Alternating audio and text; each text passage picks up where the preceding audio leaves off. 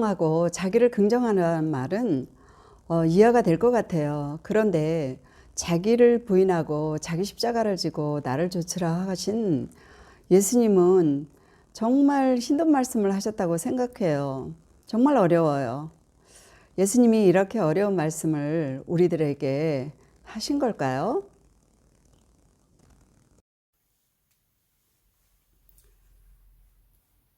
정신분석학자인 칼 융은 성격 발달 연구에 대해서 이렇게 얘기를 했어요. 사람에게 그 자아가 어려서부터 청소년기를 이렇게 지나면서 청년까지 이렇게 지날 때 학습되어지고 경험되어지고 의식세계 안에서 상호 이렇게 교환하고 또 살아가는 모든 뭐 직업이라든지 뭐 결혼 뭐 또 이런 자기의 성취 이런 모든 것들은 소우주의 그 자아라고 얘기를 했어요. 그리고 또 하나의 그 자아, 그러니까 여기서는 자기라고 얘기를 하는데 그것은 중년 이후 우리가 보통 40대는 자기 얼굴에 자기 책임을 져야 된다. 자기를 만들어 가야 된다. 그건 자기 얼굴이다. 이런 얘기를 아마 우리 한간에서 한 것을 여러분들 들어보셨을 거예요. 바로 그걸 얘기하는 거예요. 그 중년에 자기의 내면을 만나서 자기를 만들어 가야 된다는 거죠. 이것을 대우주의 자아라고 얘기를 하는 거예요. 그러니까 자기를 만나야 된다라는 거예요. 근데 보통 그 전까지 그 중년의 그 전까지는 그래서 자기가 살고 있는 그 정체감이 뭐냐면 가면을 쓰고 있는 것 같다라고 얘기했어요. 그래서 그 유명한 말 페르소라라는 말이 그 말이에요. 무대 위에 올라서 그 적절한 역할을 하기 위하여 자기 자신은 아니지만 그 연기를 하는 거. 이와 같은 삶을 중년 전까지는 그렇게 살아간다는 거예요. 그런데 그것이 가면을 쓴 것 같은 삶이기 때문에 그것이 지속적으로 그렇게 살 수가 없고 또 그렇게 사는 것이 행복하지 않다라는 거죠. 그래서 그가 곧 정신 분석을 하고 또 정신신경 그런 그 의사였기 때문에 많은 그 신경증 환자들과 자기 주변에 있는 제 가족들에게 있는 이런 것들 또 자식이 자신에게 일어나는 일들을 많이 고민을 하고 연구를 하면서 이런 부분들을 많이 발견을 해낸 것인데 그 자기 내면을 만나서 그 대우주로 나가는 세계를 이제 들어가야 된다라는 거예요. 그것이 바로 곧 자기 개성화가 돼야 되는 거고 자기 실현을 해야 된다라고 이제 칼 융은 얘기를 하는 거예요. 그렇지 않으면 중년 이후의 삶이 어떤 의미가 있느냐라는 거죠. 의미가 없다라는 거죠. 이제 여기까지 칼 융에 대한 얘기를 저는 하겠습니다. 칼 융에 대한 그분은 이제 고인이신데 그분에 대한 제가 평가를 하려고 하는 것도 아니고 이 부분에 대하여 제가 아까 처음에 여러분들에게 질문을 드렸던 그 어렵다는 부분들이 저에게 있어서 많이 다가왔기 때문에 여러분들과 이것을 지금부터 나누려고 하는 것입니다. 하나님은 사람들을 이제 지으셨잖아요. 그런데 아담이 바로 하나님이 지으신 아담이 사람인데 그 사람은 흙이라고 하는 뜻이에요. 근데 아담 그 사람이 아담이라는 이름이 아니라 흙이라는 뜻이고 그 아담은 전체 인류도 되고 한 인물도 돼요. 하나님이 보실 때는 한 전체고 한 개인일 수도 있는 게 아담이에요. 자, 이것을 우리 몸으로 볼 때에 이 몸안 제가 제 이름 쓴리 제 안에 있는 모든 지체들이 저예요. 저에게 있는 거예요. 근데 하나의 한 지체도 이것도 저의 지체고 이 전체도 저예요. 자, 이런 것 같이 순이라는 안에 많은 지체들이 있듯이 아담이라는 그 인류 안에 아담이 있는 게 바로 하나님이 이제 우리 인류를 보는 개념이에요. 근데 그 한 지체가 독특한 개성이 있어요. 그래서 그 개성이 점점 성숙해 되어져 갈수록 힘을 발휘하고 그 기능을 이제 철저하게 발휘를 해야 되죠. 근데 그렇지 못하면 어떻게 되나요? 이제 어떤 그 몸의 한 기능으로서의 실현을 못하죠. 저는 이 부분들에 대해서 이렇게 이제 이해를 하고 있어요.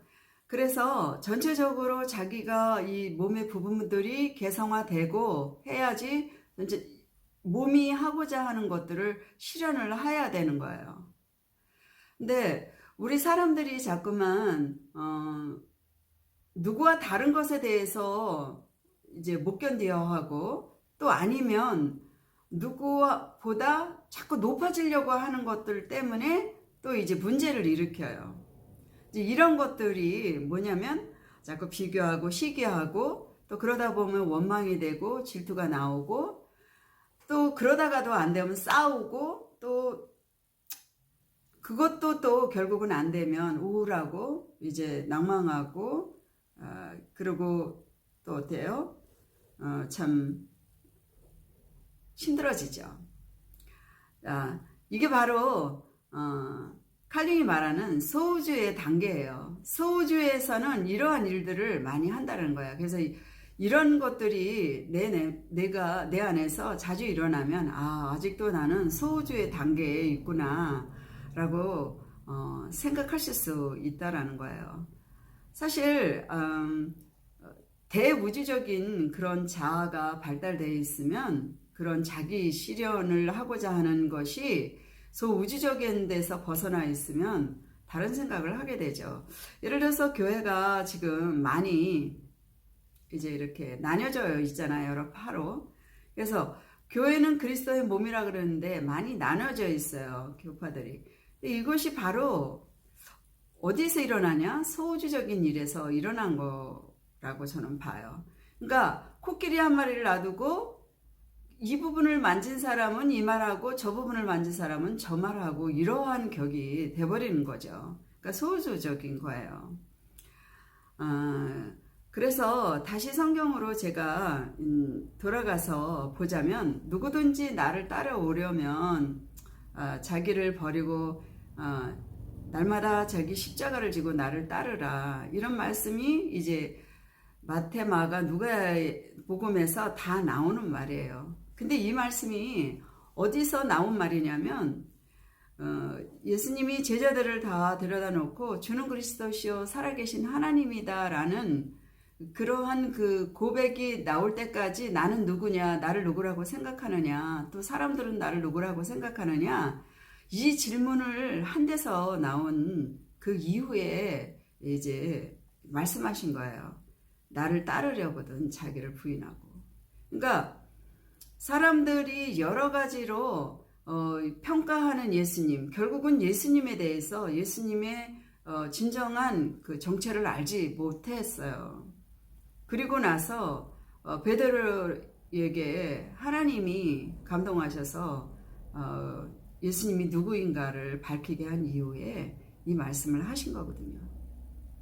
자, 그러니까 예수님에 대한 정체를 모르듯이 사람들 자신들도 자기 정체에 대한 걸 참 모르고 있어요. 자기 정체성에 대해서 진정으로 모르는 거예요. 그러니까 자기 정체성에 대해서도 진정으로 모르고 있는 거와 같이 사람들이 얼마나 눈이 가려져 있느냐면 예수님을 그렇게 따라다녀도 예수님에 대하여 진정으로 깨달음이 없는 그런 부분에서 이런 얘기가 나온 거예요. 그러니까 자기를 다 부인하라고 하는 그것이 뭔가를 다 버려야만이 된다라는 생각들을 자꾸 이제 하게 되는데 우리가 다시 한번 여기서 말씀을 가지고 생각을 한다면 저는 이렇게 여러분들하고 전개를 하고 싶어요. 그래 이런 말씀을 가지고 자기 자신을 다 버려야 된다라는 이 갈등이 어떻게 그리고 무엇을 얼마나 어디까지 다 버려야 되느냐 이제 이런 얘기를 또 이런 생각들을 많이 하실 거예요. 소우주적인 가면을 버려야 된다. 소우주적인 그 가면에서 이제 버려야 된다. 벗으라고 그 칼융이 말했던 그 부분이 칼융이 그 말을 하지 않았다 할지라도 저는 그것을 연결을 하고 싶어요. 그래서 소우주적인 것을 버리고 대우주적인 것을 통합을 해야 된다. 그러니까 자기 자신을 알지 못하는 그런 그 자기의 업적이라든지 자기 삶에 어떤 전개했던 그런 부분들에 대해서 가면을 쓴 것 같다고 생각을 되면, 네? 아니면 거기에 대해서 자기가 행복을 못 느끼고 있다면, 이것이 나냐 아니냐라는 것에 대한 갈등을 가지고 있다면 나는 그 부분에 대한 갈등을 내려놔야 된다라는 거예요. 벗어야 내려질 수 있는 거잖아요. 그래서 진정한 자기에 찾아야 된다라는 거죠. 중년에 이르러서도 그것을 못 찾으면 언제 찾겠냐라는 거예요. 이 채널을 시청하시는 분들이 중년이신지 중년 전이신지는 잘 모르겠어요. 그렇지만 그 중년 전에 있는 것은 그 성취를 위해서 열심히 달려왔다면 이제는 중년을 맞이했다면 그 부분들에 대해서 진정으로 자기 내면의 소리를 듣고 그 내면이 저 넓은 우주를 향하여 나갈 수 있는 그 내면으로서의 자기 만남을 진정으로 가져야 된다는 거예요.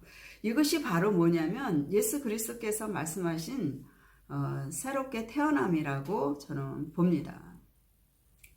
새롭게 태어난 것은 우리가 인간적인 혈통을 가지고 살았던 그 전에 우리의 그 과거에 거기에서 내려놓고 이제는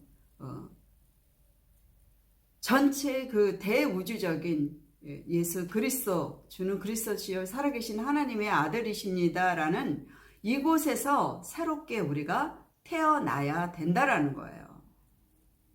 그것을 발견함으로써 인하여 자기가 새롭게 태어난다라는 거예요. 거기에 고백됨으로 말미암아 자기가 거기에 연합되면 새롭게 태어난다라는 것을 말하는 거죠. 그러니까 자기를 부인한다라는 게 뭐냐면 자기를 다 버리라 이것이 아니라 그 예수 그리스도 안에서의 새로운 자기 발견으로서 새롭게 태어나고 그리고 자기 십자가를 날마다 진다라는 것은 십자가는 뭐예요? 자기에게 굉장히 고난스러운 거잖아요. 예수님이 자기가 당신이 지지 않아도 돼야 되는 거지만 인류를 향해서 지신 거잖아요. 그래서 대명분을 위하여 살아가야 되는 삶을 말하는 거죠. 곧 우리가 그리스도 안에서 새로운 삶을 살아야 된다라는 것을 말하고 있는 것입니다. 저는 이 부분에 대하여 우리 한 지체가 우리에게 주어진 사명이 있어요. 고린도 전서 12장 4절에서 30절까지를 보면 우리 한 지체는 어떤 역할을 해야 되느냐. 각자의 역할이 있다라는 거예요. 그게 바로 개성하고 또 각자의 역할에서 그 개성화된 일을 하다 보면은 자기의 실현을 하는 거.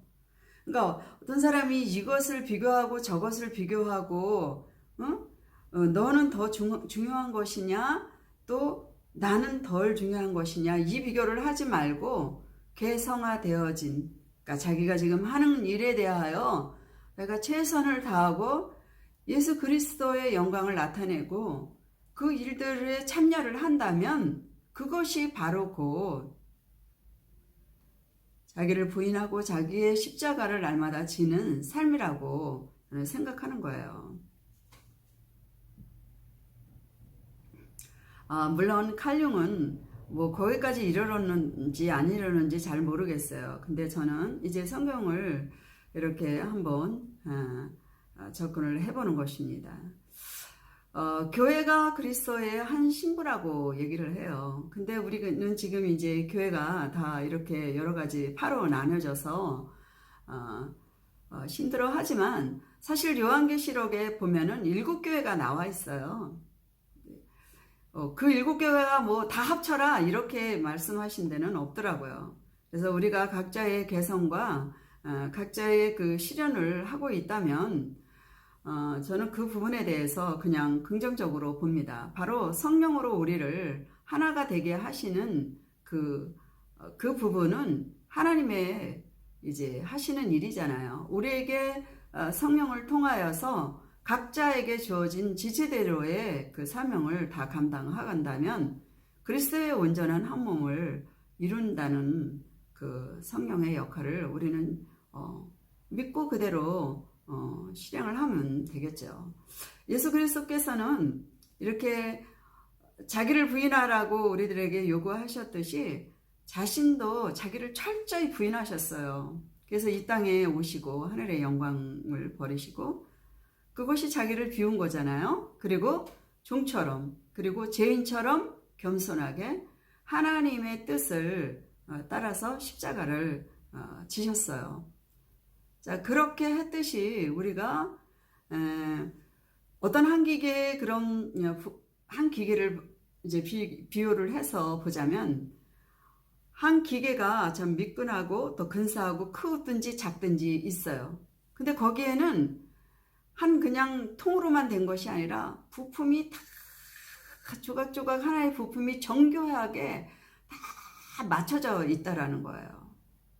그런 것 같이 우리 한 개인의 삶이 예수 그리스도의 한 몸을 이루기 위하여 정교하게 한 부품처럼 그렇게 맞춰져서 그렇게 살아가는 거예요. 그래서 예수 그리스도 안에서 우리가 한 개성화가 되고 또 예수 그리스도 안에서 우리의 삶을 실현한다면 우리는 예수 그리스도의 한 신부요. 또 그 신부라는 것이 얼마나 밀접된 그런 것을 결합을 말하고 있어요. 그렇게 우리가 그렇게 되도록 예수 그리스도는 우리를 따라오라고 그렇게 자기를 부인하고 자기가 지어야 하는 그런 실현과 자기 개성화를 가지고 그것을 가지고 예수 그리스도의 한 몸 안에서 따라오라는 거예요. 결합하라는 거예요. 이 말씀이 그래서 자기를 부인한다는 것에 대한 그것이 참 어려운 게 아니라는 거예요. 그 짐을 예수님이 져주시고 그 십자가의 짐을 져주시고 따라오는 것이 그게 어려운 일이 아니라는 거죠. 수고하고 무거운 짐을 진 자들이 내게로 오기를 원한다라고 말씀을 하셨듯이 그리스도 안에서 우리는 하나가 되어 온전한 결합된 신부로서 그렇게 나아가는 것에 대한 그런 기쁨과 감사 그것뿐이 더 뭐가 있겠어요. 그러니까 자기 부인은 철저한 자기 긍정의 큰 기쁨을 갖게 되는 것입니다. 그래서 자기 부인을 하게 되면 예수 그리스도의 신부로서의 선물, 가장 최고의 긍정 아니겠어요?